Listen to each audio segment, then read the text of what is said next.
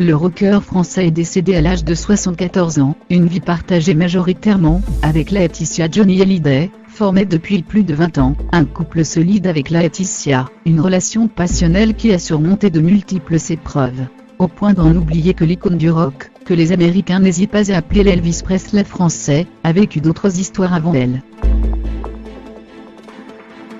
Laetitia, la femme de sa vie, mon homme n'est plus.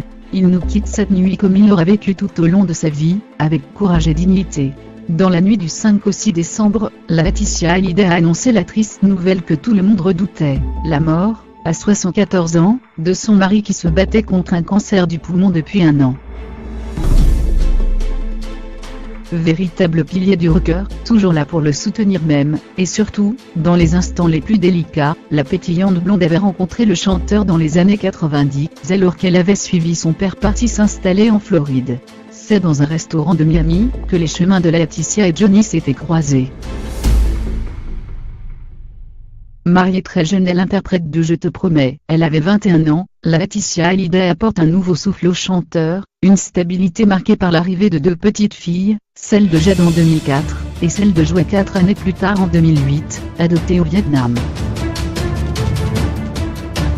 Investie dans la vie professionnelle de Johnny Hallyday, Laetitia Hallyday l'a toujours accompagné dans ses tournées, vivant au plus près l'immense ferveur du public.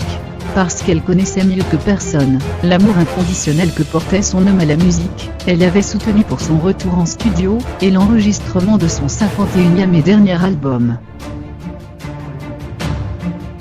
Sylvie Vartan, couple mythique des années 60. La rencontre de Johnny Hallyday et Sylvie Vartan remonte à 1962, alors que la jeune Bulgare donne un concert à l'Olympia en tant que première partie de Vince Taylor. Le rocker français qui s'était lui-même produit, pour la toute première fois, sur la mythique scène parisienne, l'année précédente alors qu'il n'avait que 18 ans, tombe tout de suite sous le charme de cette ravissante blonde.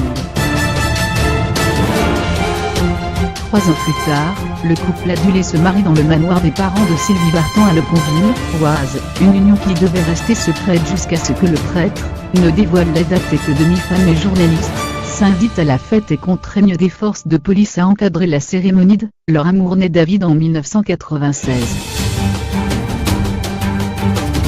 Le couple mythique divorce en 1980 après 15 ans de passion et de destruction. Une histoire à part qui a marqué à jamais Sylvie Vartan. Comme toute la France, mon cœur est brisé. J'ai perdu l'amour de ma jeunesse, et rien ne pourra jamais le remplacer, a-t-elle déclaré à l'AFP.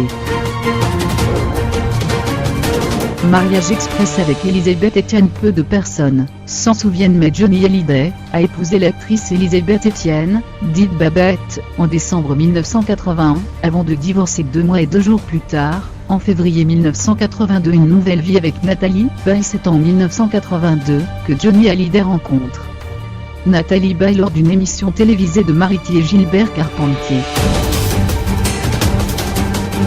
L'actrice est posée, peu familière avec l'agitation médiatique qui entoure le chanteur. Le rocker adopte un nouveau style de vie, par s'installer avec sa compagnie à la campagne, dans les Yvelines. De leur amour naît Laura Smet en 1983. Le couple se sépare 3 ans plus tard, en 1986. Avion Blondio, mariage X de Johnny Hallyday est proche de